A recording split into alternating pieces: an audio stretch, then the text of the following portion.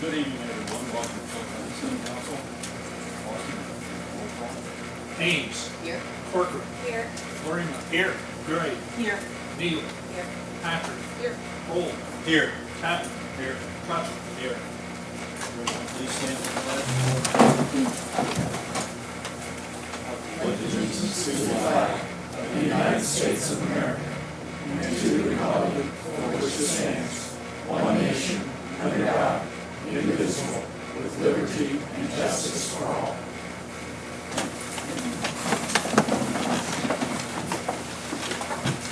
Members of council, we received a copy of our minutes. We make a motion to accept that. Motion by Mrs. Gray to accept. Second by Mr. Florina. Roll call. Ames. Yes. Corcoran. Yes. Lorimer. Yes. Gray. Yes. Neal. Yes. Patrick. Yes. Cole. Sorry. Patton. Yes. Truttle. Yes. Okay, reports of committees. Mrs. Patton. Thank you, President Pro Tem. The Utilities / Transit Committee has 2 items on tonight's agenda. Item number 6 is the first reading to reallocate funds from flood wall capital lands and buildings to flood wall maintenance, equipment maintenance and repair. The transfer of this funds is needed so that repair can be made to one of the main pumps in the Yakanji flood wall pump station. The pump has been in place for over 25 years and has never had any major maintenance performed on it. This particular pump has developed a rattling noise that needs addressed ASAP. This work needs to be finished before the fall rainy season starts. City Engineer Tom Day has decided to transfer money that was appropriated for maintenance and replacement of transformers, which was $10,000, and not purchase platforms, which were $5,000. The transformers are in better condition than what was thought, and the platforms can wait until next year. Since this is a reallocation of funds already appropriated, there will be no need to appropriate any more money. And at the appropriate time, I will ask to waive the 3-read rule so we can pass this and get the inspection and repair scheduled as soon as possible. Item number 7 is the first reading to amend sections of Chapter 359 titled Junk and Abandoned Vehicles. These changes updated the enforcement of junk and abandoned vehicles. Section 359.06 titled Willfully Abandoning Junk Motor Vehicle Prohibited was deleted and was included in both section 359.02 and 359.03. The definition of collector vehicle was clarified and now follows the Ohio Bureau of Motor Vehicle Requirements. I've held several meetings on this assignment, and input from this committee, along with the police chief and the law director, has resulted in these changes. And I would like to thank anybody for their help on this. And finally, the legislation will go all 3 reads, and I have passed out to council members a full copy of the ordinance, and it shows what's in red was deleted and what's highlighted in yellow is added. So, and this, like I said, will go all 3 reads. And it concludes my report. Thank you, Mrs. Patrick. Anyone else? Mrs. Gray. Thank you, President Pro Tem Truttle. The Human Resources Committee does not have anything on the agenda this evening, but I wanted to report out on 2 items that have been assigned to the Human Resources Committee.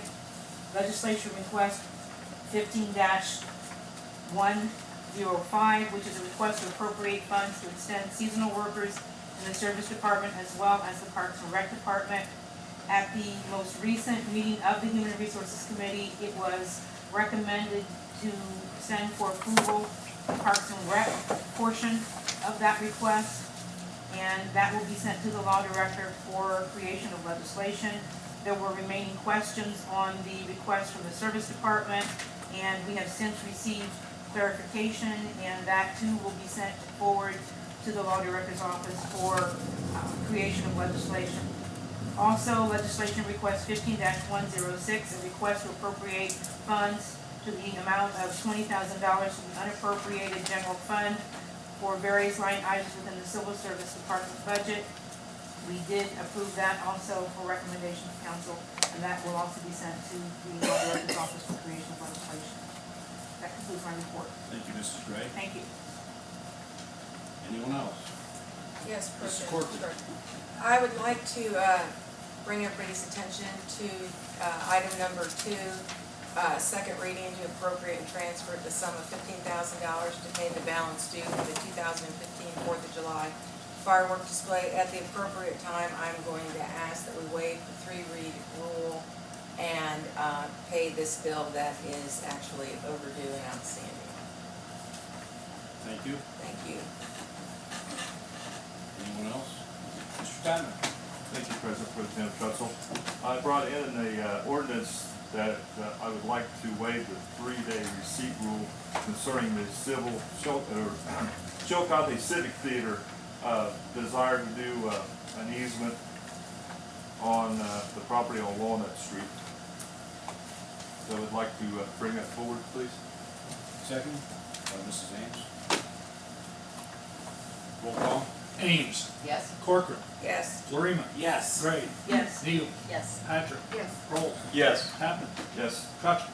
Yes, and that'll be number 8 on the agenda. Anyone else? In that case, Finance has 2 items on the agenda. Item 4 is a resolution authorizing tax levies for the city for the fiscal year beginning January 1 of 2016 as determined by the Budget Commissioner and certified to the county auditor. And item 5 is to allow the city auditor to transfer appropriate dollars between line items for salaries and fringes within funds only if needed on an emergency basis for the remainder of 2015. And at the appropriate time, the auditor will report on both of those items. And that concludes my report. Anyone else? Mrs. Neal? City Services has no items on the agenda, but one assignment is 15-115. That's request for legislation to appropriate $180,000 from the unappropriated internal service fuel fund. And this represents the amount of anticipated bulk fuel purchases for the remainder of 2015 for the entire city. This money's already been appropriated to the individual departments that buy it from our internal service fuel fund, so there's no actual new money. It's just putting this into the internal service fuel fund.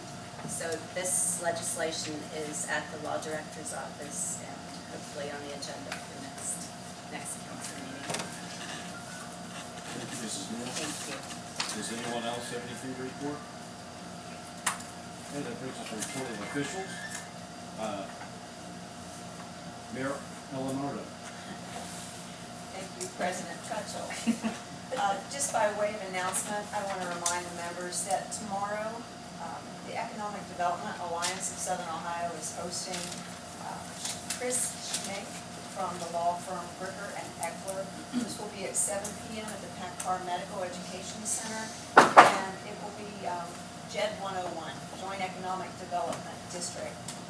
Just conversation about, just the beginning and the end and how it can affect a community. So I wanted to remind members of that. And then at Design Review Board, which is scheduled for 4:30 this Thursday, we will be talking about new things that have come into the historic district, such as umbrella tables, feather flags, temporary fencing and sidewalk eating areas, the use of sandwich boards, long-term outdoor lighting, and temporary banners. And we just want to talk about how those things can be added to the guideline book that we use during Design Review Board decision-making. So I wanted to make members aware of that. You're certainly welcome to attend. And any members of the audience are also welcome to attend. That concludes my report. Thank you, Mrs. Eleonora. That's Mr. Key. Thank you, President Pro Tem Trutchell. I will comment first on item 2 tonight. I contacted Councilwoman Corcoran and asked that she make the motion to waive that 3-read rule. As you know, July 4th was a couple months ago, and we have not paid our bill. We did things differently this year with the fireworks. We hope to raise the full amount, and upon completion of that fundraising effort, knew that we would have to appropriate the difference. So what you're doing here is appropriating the amount raised along with the balance in order to pay the full bill. And I would ask for your support on the waiver of that 3-read rule of passage tonight so we can pay the vendor. I think I think the Spender's done a nice job for us the past couple of years. We paid less, significantly less than we used to on fireworks. And so we're already a couple months late, but it'd be nice to keep them in what good graces we have left. Item number 4 is our annual resolution supporting tax authorization of the county. I'd ask for your support on that tonight. And item number 5 is another annual move that we do in order to avoid essentially extra appropriations per department, moving between salary and wage items from department to department within fund.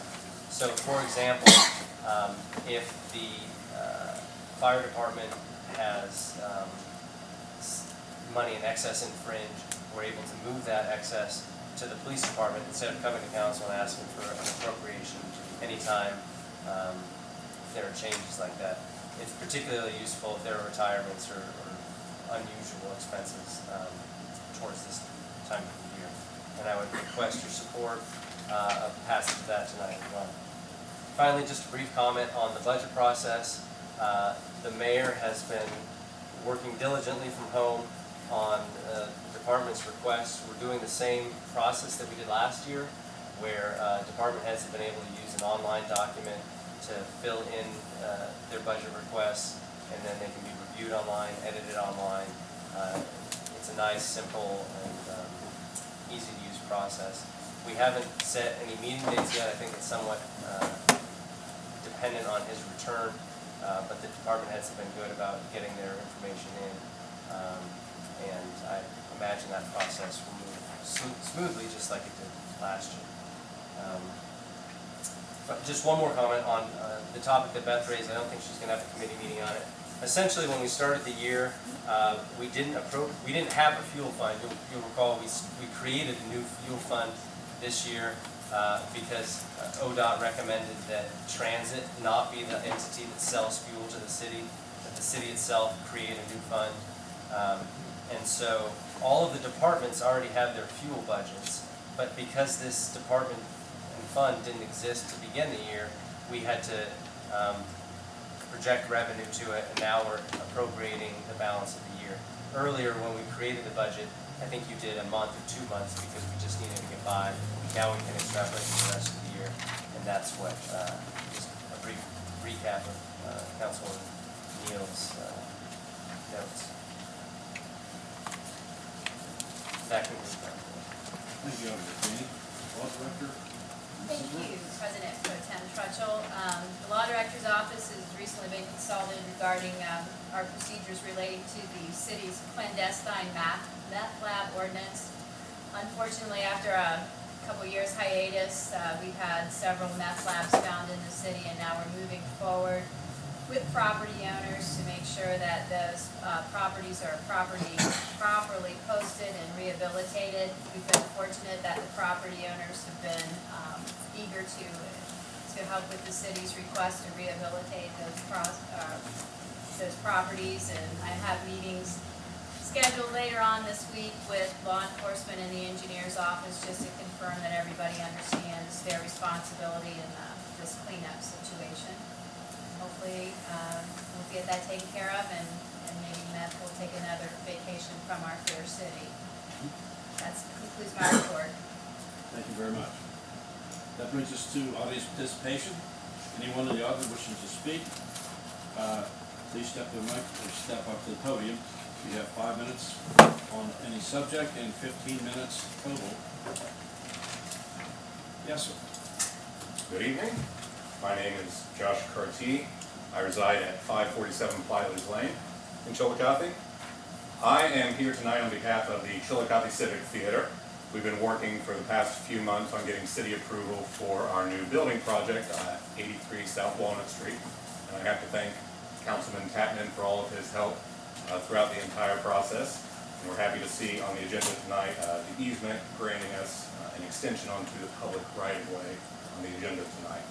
So I just wanted to give everyone a little overview of the project. I have some poster boards here, and if you have any questions, I'm more than happy to answer them now, or you can contact me before the second reading. Our building, located at 83 South Walnut, used to be a church, and has fallen into disrepair over the past couple of years. CCT purchased it at the beginning of 2014 and have been working with an architect to come up with drawings and a plan. And what's on the agenda for tonight and going forward is the extension here that will allow us to create a lobby for our patrons to go into, to protect them from the elements, and to add more space for patrons generally inside during performances.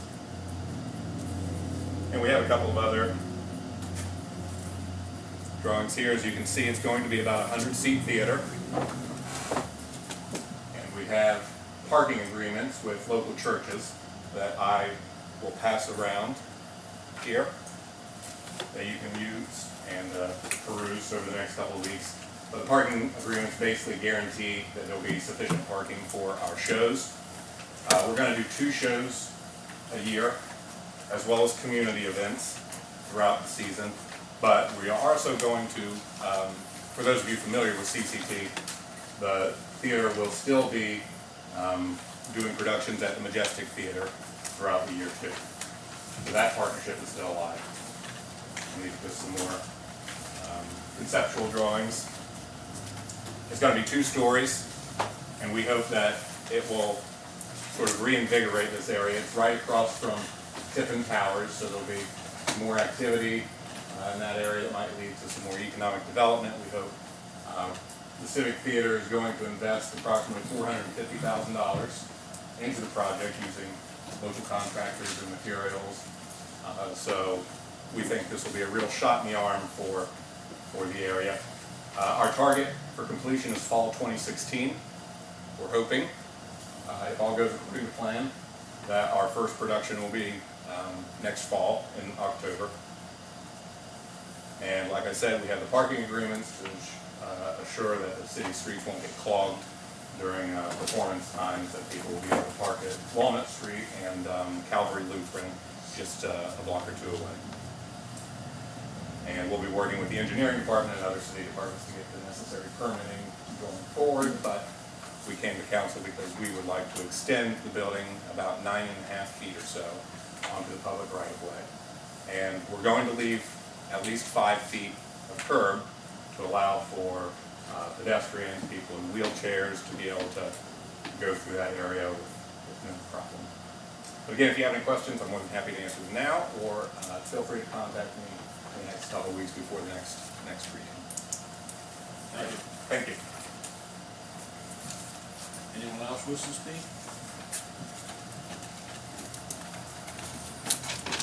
Okay, with that brings us to old business. Any member of council wish to speak? Thank you. Mrs. Patrick. I would just like to address item number 2. I've got no problem waiving the 3-read rule to pass this tonight, but I cannot support it because when we were in our budget meetings last fall, we all agreed, the mayor included, that we couldn't afford to basically burn $1 bills for the 4th of July. And it would have been nice if we had a heads up before the contract was signed, but that didn't happen. I just can't support it. That's all. Anyone else wish to speak? Mrs. Ames? This is protocol that we have followed every year, that the contract is signed before the funds are raised. It's just due to a change in procedures this year that the money was not raised like had been in the past. And we have an obligation to pay a bill. Thank you. Thank you. Anyone else? Petitions and correspondence, Mr. Clerk. Mr. President Pro Tem Trutchell, I have nothing to report. Okay. Does anyone wish to speak on new business? Mrs. Ames. Thank you, President Pro Tem. The Chillicothe Jaycees and Evening Lions are now accepting registrations for the 2015 Halloween Parade. All registrations are going to be handled online this year. The parade is going to be held on Saturday, October 31st at 7:00 p.m. Rules and entries may be made at their website at chillicothejaycees.org. Thank you. Thank you. Does anyone else wish to speak? In that case, I would like to thank members of council, members of administration, the voters of this great city, and G&J Pavers The Heswood Hills paving project has begun, and those folks just love it up there. And I want to thank you all very much for that. That concludes my report. Now we have, anyone else with new business? Before we get going. All right, that brings us to committee assignments and meeting dates. I have 17 assignments. A lot of them are already on the agenda, and members of council have copies of this, and so does media. If anyone in the audience wants a copy of this, I'll do what I can to make sure you get it, but there it is. There's lots of things on there we should let you have to know about. That brings us to legislation.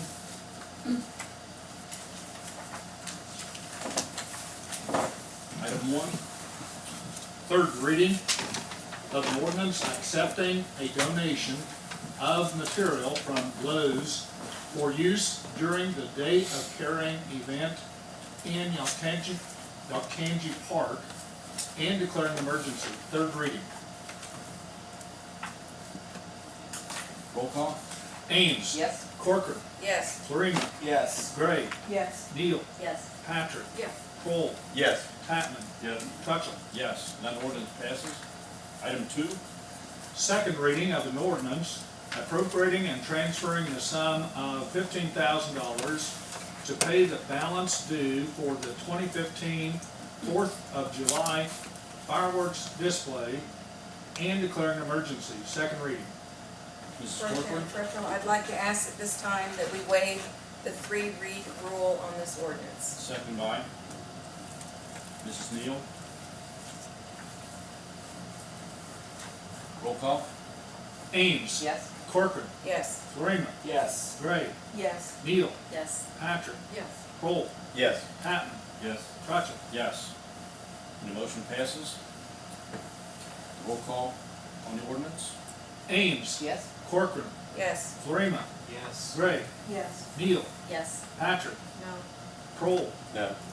Tatman. No. Passes 6-3. Trustee, yes. Oh, I'm sorry, Trutville. Passes 6-3. All right, that ordinance passes 6-3. Item 3. Second reading of an ordinance providing for the placement of a no parking this side of street sign on the north side and west end of Akron Street within the city of Chillicothe, Ohio, and declaring an emergency. Second reading. Item 4. First reading of a resolution authorizing the tax levies for the city of Chillicothe, Ohio for the fiscal year beginning January 1, 2016, as determined by the Budget Commission, certifying said levies to the county auditor and declaring an emergency. First reading. As stated in the report by the auditor, I'd like to make a motion to waive the 3-reading rule. Second by Mrs. Gray.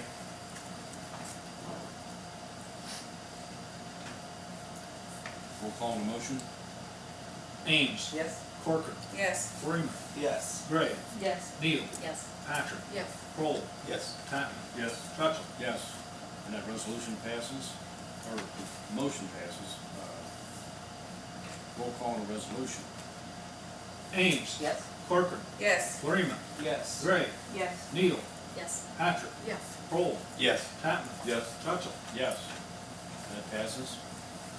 Item 5. First reading of an ordinance allowing the city auditor to transfer appropriated dollars between line items for salaries and fringes within funds only if needed on an emergency basis for the remainder of the year 2015 and declare an emergency. First reading. And I'd like the motion that we waive the 3-reading rule. Second by Mrs. Gray.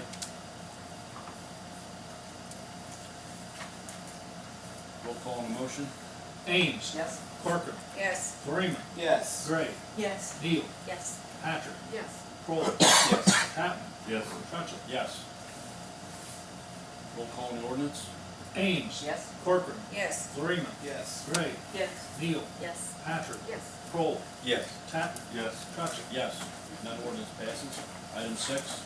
First reading of an ordinance reallocating and appropriating funds from the flood wall capital lands and buildings fund to the flood wall equipment maintenance and repair account and declaring an emergency. First reading. Mrs. Patrick, I'd like to make a motion to waive the three read rule. second by Mr. Florina. Roll call? Ames. Yes. Corcoran. Yes. Florina. Yes. Gray. Yes. Neal. Yes. Patrick. Yes. Kroll. Yes. Tatman. Yes. Trutville. Yes. The motion passes. Roll call on the ordinance? Ames. Yes. Corcoran. Yes. Florina. Yes. Gray. Yes. Neal. Yes. Patrick. Yes. Kroll. Yes. Tatman. Yes. Trutville. Yes. And that ordinance passes. Item 7, First reading of an ordinance amending sections 359.02, 359.03, 359.06, 359.07, and 359.99 of the codified ordinances of the city of Chillicothe, Ohio. First reading.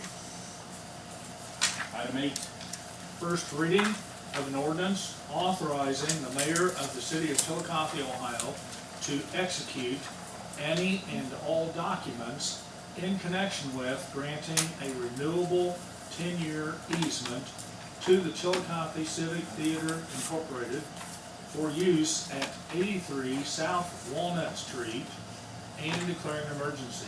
First reading. thank you. Would anybody like to adjourn this meeting? Mrs. Gray, I make a motion to adjourn the meeting, please. second by Mrs. Ames. Roll call? Ames. Yes. Corcoran. Yes. Florina. Yes. Gray. Yes. Neal. Yes. Patrick. Yes. Kroll. Yes. Tatman. Trutville. Yes. This meeting is adjourned. Thank you very much.